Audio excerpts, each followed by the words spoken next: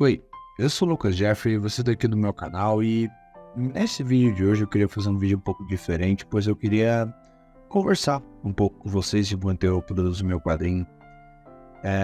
Estou aqui agora desenhando e produzindo aqui um pouquinho sobre o meu próximo painel, as próximas cenas de ação que eu vou desenvolver no meu quadrinho aqui. E hoje eu queria comentar um pouquinho sobre metanarrativa. Como foi que eu estudei, como foi que eu desenvolvi todos esses pontos e compartilhar aqui com vocês algumas dicas como de artista independente para quem estiver assistindo aqui, talvez se você for um artista, talvez se você for um quadrinista, um desenhista, poder pegar um pouco de detalhes comigo. Eu produzo quadrinhos para a internet desde 2017, eu criei uma série de quadrinhos chamada Breads on Fire, eu vou deixar o link aí na descrição para quem quiser dar uma olhada no meu trabalho depois, enquanto acompanha aqui a produção do capítulo que eu vou publicar em abril de 2024. Mas bem, a metanarrativa sempre foi um ponto muito importante que eu considerei estudar por muito tempo para poder criar o suco importante de uma história que eu considero de valor. Pois eu acabei parando para analisar que as histórias que eu mais admiro, as histórias que eu mais me concentro nele, as histórias que eu considero mais engajantes, são aquelas que contam uma história em camadas. E, para ser bem sincero, quando começamos a construir histórias, nós não temos essa habilidade de construir as questões em camadas.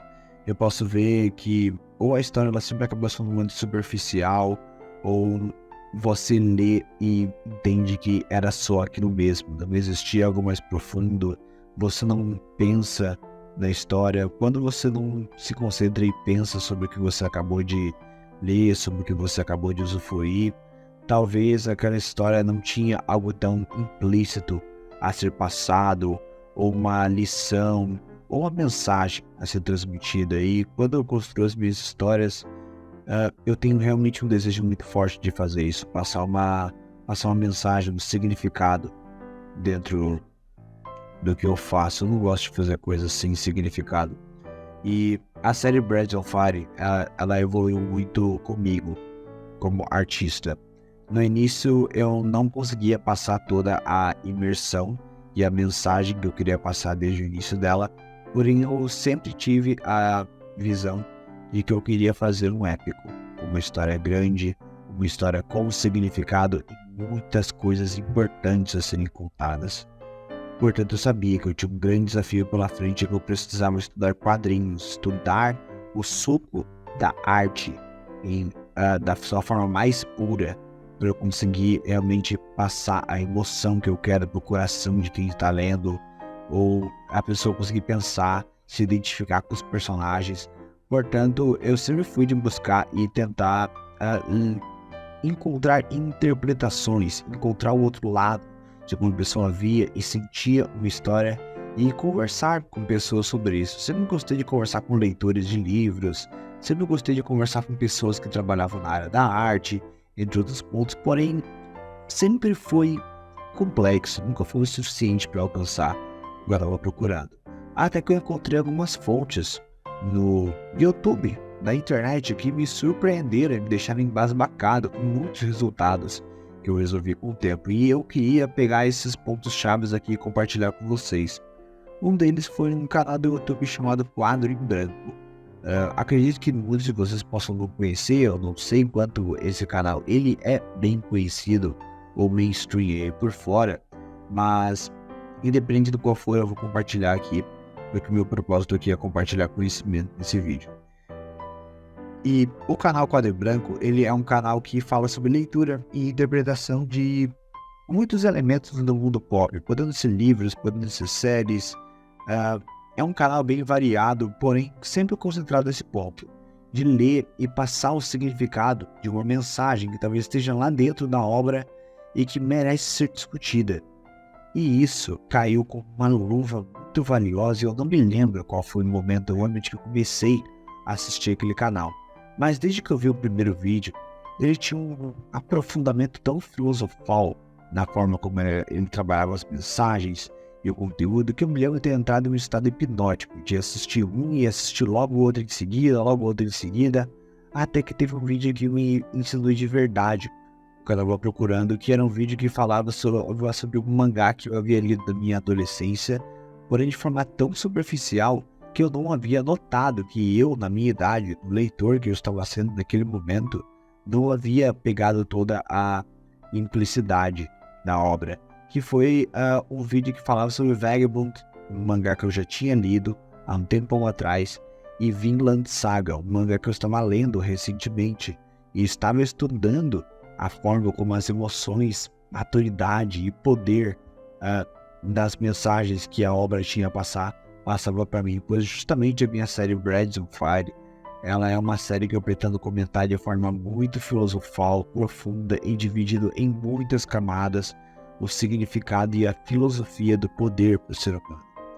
É algo que eu vou contar de forma bastante implícita, porém quem lê por cima vai sempre parecer uma história do estilo Naruto, Dragon Ball, Fairy Tail. Porém, quem for se concentrar na minha série de verdade um dia vai poder entender do que eu estou falando, pois cada um dos 4 personagens da série pretende passar uma mensagem diferente, envolvendo a filosofia do poder, que é uma coisa tão presente no nosso dia a dia. Todo mundo quer ter poder, quer ser reconhecido. Então, eu decidi tratar isso em um universo de fantasia, de uma maneira muito especial. E quando eu assisti aquele vídeo sobre Vagabond e Vinland Saga, a forma interpretativa que eles falaram sobre legado, solidão, poder, guerra, a paz interior, e como leitor ele sente isso, como o artista conseguiu transparecer a mensagem através das ferramentas certas, entre tudo aquilo, os vídeos soaram com uma valiosidade imensa para mim. Eu lembro quando eu fiquei embasbacado com as mensagens e a forma como o vídeo era interpretado. Então, foi um vídeo de extremo valor. Eu vou ver se deixo um trecho aqui para vocês entenderem do que eu estou falando, porque às vezes é muito melhor mostrar do que realmente descrever. Recentemente pude terminar de ler o arco da Guerra do Mar Báltico de Vinland Saga, e isso só fortaleceu algumas ideias que eu já vinha percebendo no mangá. Tanto essa quanto Vagabond, que agora eu li até o volume 37, o último disponível, são 2 histórias que eu já tinha trazido para o canal em outras oportunidades, mas eu resolvi revisitar aqui não do ponto de vista da grande trama de ambas, aqueles vídeos lá seguem no ar, mas focando num ponto específico da construção de personagem dos protagonistas dessas 2 histórias. O volume 27 tinha acabado de cobrir um dos eventos mais importantes e lembrados da figura do Miyamoto Musashi como mito, mesmo que ele realmente tenha existido. Digo isso porque as liberdades que o Takehiko Inoue, o autor de Vagabond, toma para retratar a batalha do Musashi contra a Academia Yoshioka é um caminho de extrema brutalidade. Essa é sempre contada como a vez onde Musashi derrotou mais de 60, 70 homens, um feito incrível, mas que aqui nas páginas é também um momento de reflexão. É tão brutal externamente quanto internamente também, e essa é uma decisão de abordagem que acaba sendo o centro da narrativa do Inoue em relação a outras abordagens, como a do Eiji Yoshikawa, no romance que leva o nome do samurai, onde não é como se as questões não estivessem ali, mas acontece bem mais tangencialmente. Em Vinland Saga, é no volume 9 que a maior catarse até o momento acontece, e do volume 9 em diante, a história toma um rumo bastante diferente da até então trama de vingança e as seguidas batalhas entre exércitos que o Thorfinn participava. Do que se desenrola a partir desses 2 eventos, já dá para traçar um paralelo entre as abordagens de Vagabond e Vinland Saga, porque tanto o primeiro, com o arco de peregrinação do Musashi que se desenrola em uma pequena vila que tem a plantação destruída pelos gafanhotos, onde ele resolve tratar a terra para enfim conseguir plantar arroz e não deixar aquelas pessoas morrerem de fome, quanto no caso do Thorfinn, que, agora escravo, é obrigado a trabalhar no campo e na floresta. E isso aqui é justamente um dos pontos pela qual eu estudo tanto a meta-narrativa, pois é o meu propósito ao escrever a minha história. Dependendo da forma como você for passar essa mensagem, pode soar muito tediante ou chato de alguém compreender, mas se você sentir isso enquanto você está sendo entretido por uma história cercada de ação e fantasia, isso pode mudar muito a maneira de como a pessoa vai receber essa mensagem através das emoções desenvolvidas nas entrelinhas da história. Mas bem, esse vídeo ele acabou mudando muito dentro de mim.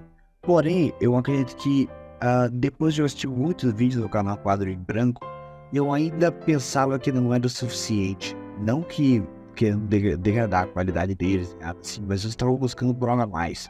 até eu conhecer um canal a qual eu considero uma referência de verdade ao mundo dos quadrinhos, e eu acredito que é um tipo de material essencial para qualquer artista que queira criar uma história com uma emoção dividida em camadas, uma narrativa de qualidade, entre pontos que ensinam o que é ser um artista de verdade e como que você pode afetar a vida, a emoção e a cultura de outra pessoa sendo um artista e passando uma história de qualidade, que é o canal Quadrinhos na Sarjeta. A forma como eles constroem seus vídeos, eles pegam diferentes obras de quadrinhos de diferentes pontos históricos, diferentes culturas, quadrinhos italianos, japoneses, americanos, brasileiros, inclusive, e contam de maneiras culturais, filosofais e históricas e psicológicas, trabalhando com simbologia e de todos os pontos importantes que ensinam você a construir uma história de maneira não descrevendo como verbalizar, como botar adjetivos, como construir uma frase bem montada, ou como construir uma estrutura de arco. Não é esse ponto que eles trabalham. Eles trabalham na emoção implícita de como um personagem pode realmente ser o que ele precisa ser da mensagem que o artista vai querer passar. Às vezes uma história como Shingeki no Kyojin, que pode soar como somente uma história de ação e vingança e raiva, pode significar algo muito maior, como conexões com guerras mundiais e a história de ódio da humanidade. Tem um vídeo do canal Quadrinhos da Sarjeta que me mostrou uma nova forma completa de ler aquela obra. Eu acabei lendo novamente e fiquei muito surpreso com os resultados. Uma mudança de uma perspectiva consegue ser muito bem transparecida. E às vezes eu já sentia aquela sensação, eu só não tinha entendido como replicá-la novamente. E eu acredito que muitos artistas hoje em dia querem fazer isso. Eles querem, hoje em dia, pegar o significado que fez obras antigas e clássicas dos mangás e dos quadrinhos, como os heróis antigos, os heróis dos animes, como Dragon Ball, as lições de solidão e amizade em Naruto, as lições de amizade em Fairy Tail, as lições de união e poder em One Piece, e querer fazer o mesmo nas suas histórias, mas às vezes você sempre sente que tem aquela insatisfação e você não consegue passar a mensagem da emoção do que realmente você quer. E tem muita gente que fica se perguntando que tipo de estudo que falta. E o criador de conteúdo do Quadrinhos da Sarjeta, ele é uma pessoa provida de muito conhecimento cultural. Eu fui dar uma olhada ali agora, depois de eu sofrido por um bom tempo do conteúdo do canal, quantos títulos e passagens, a história da pessoa que criou aquele canal, e ele é um professor. Então, ele já tem uma enorme carga de estudos, e eu considero um presente ele ter criado aquele canal para as gerações de hoje em dia, que eu acredito que não veem tanto valor nos quadrinhos quanto eles deveriam ter em pleno 2024. Eu tenho a impressão hoje em dia que os quadrinhos não têm mais o mesmo valor quanto era visto há, digamos assim, 20, 30 anos atrás. Então, para você que quer mudar o mundo e construir uma história de qualidade, assim como eu quero passar uma mensagem de qualidade e poder construir personagens fortes e passar a mensagem forte que eu quero passar com a minha história, que é a minha história, eu quero passar uma mensagem muito profunda sobre poder e como ele consegue mudar o ser humano, uma sociedade, e pode mudar a história inteira de um futuro que está por vir, trabalhando assim arcos de guerra, pretendo criar um épico que desenvolva grandes batalhas e grandes arcos ao estilo Game of Thrones e Breath of Fire. Porém, para eu poder suprir esse desafio, eu precisava de material de qualidade. E o material de qualidade que eu encontrei foram estes dois canais, a qual eu realmente de verdade queria deixar aqui um convite para quem é um bom admirador da arte, quem deseja fazer um estudo aprofundado sobre arte, mas não entende se uma faculdade é uma boa ideia, não sabe quais livros procurar, não sabe como ter uma aula de criatividades, não entende como funciona. às vezes um meio de entretenimento muito bem buscado na internet pode ser um material de enorme valor. E eu queria hoje mais compartilhar esse conhecimento com vocês, pois eu considero muito valioso para deixar ele somente comigo. Então eu também queria ouvir nos comentários de vocês aí, se vocês têm umas outras fontes de criatividade que vocês usam para estudar, outros artistas que vocês veem pela internet, entre outras obras, que talvez possam somar também, pois eu acredito que todo bom artista em ascensão deve ter esses próprios materiais. Eu acredito que compartilhando todo mundo junto aqui sempre soma, sabe? Acaba sempre valorizando de todos os lados. E eu espero que se você chegou até aqui, você tenha gostado de alguma coisa. E espero que vocês tenham gostado desse modelo novo de vídeo que eu quis compartilhar com vocês. Foi uma coisa bem diferente e rápida que eu queria fazer.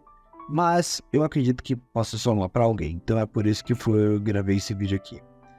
Bom, é isso. Eu vou continuar aqui agora a desenhar e terminar esse capítulo aqui. E nos encontramos em um próximo vídeo. Se você quiser continuar conversando comigo e trocando ideias, se inscreve nesse canal aqui, pois provavelmente eu vou ter mais vídeos para fazer. É isso aí. Até mais.